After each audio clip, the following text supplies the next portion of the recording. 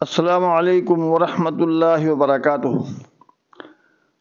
جلال آباد سے مفتی عبدالستار عرض کر رہا ہے کہ ڈابھیل میں حضرت مولانا موسیٰ صاحب ناظم اعلیٰ کتب خانہ ڈابھیل گجرات، ان کی وفات ہو گئی ہے، اور یہ ہمارے مفتاح العلوم جلال آباد کے قدیم فارغین میں سے تھے۔ تو ان کی وفات پر ایک مضمون پیش خدمت ہے۔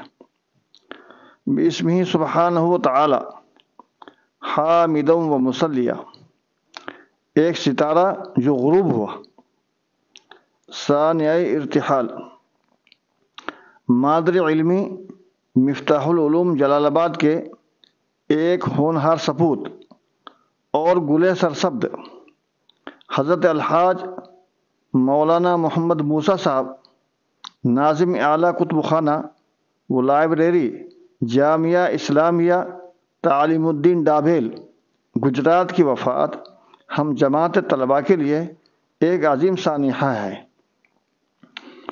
ہزاروں سال نرگس اپنے بے نوری پر روتا ہے، ہزاروں سال نرگس اپنے بے نوری پر روتا ہے، بڑی مشکل سے ہوتا ہے چمن میں دید اور پیدا۔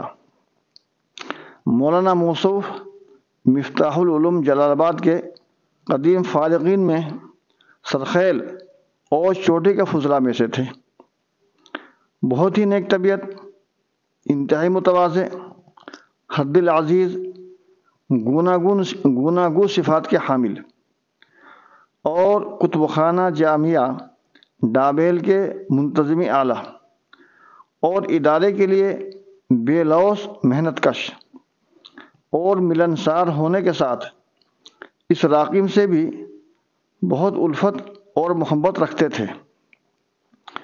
سال گزشتہ اوائل شعبان میں جناب الحاج قاری عامر سملکی زید منتہم کے ساتھ بندہ اپنے بیٹے مولوی ہشام سلمہ کے ہمراہ موصوف کی ملاقات کے لیے حاضر ہوا، تو حضرت مولانا موسیٰ صاحب مفتاح العلوم جلال آباد کی نسبت سے بندے کو دیکھ کر آپ دیدہ اور اشکبار ہو گئے، اور چونکہ علیل تھے اس لیے زیادہ گفتگو نہیں فرما سکے، بس دعا دے کر بہت ہی افسردگی کے ساتھ رخصت کیا۔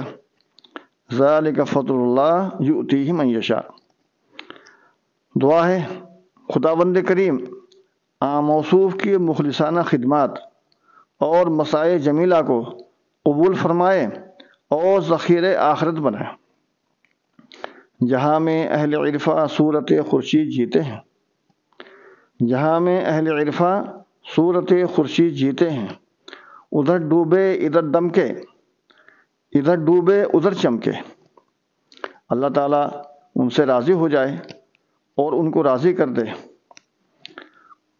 آسماں تیری لحد پر شبنم افسانی کرے، آسماں تیری لحد پر شبنم افشانی کرے، سبزۂ نوروستہ اس خاک کی نگہبانی کرے۔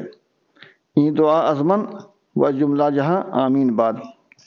اللہ تعالیٰ حضرت کے متعلقین کو بھی صبر جمیل عطا فرمائے اور اس صبر جمیل پر اجر جزیل عطا فرمائے، آمین۔ السلام علیکم ورحمۃ اللہ وبرکاتہ۔ جلال آباد سے مفتی عبدالستار عرض کر رہا ہے۔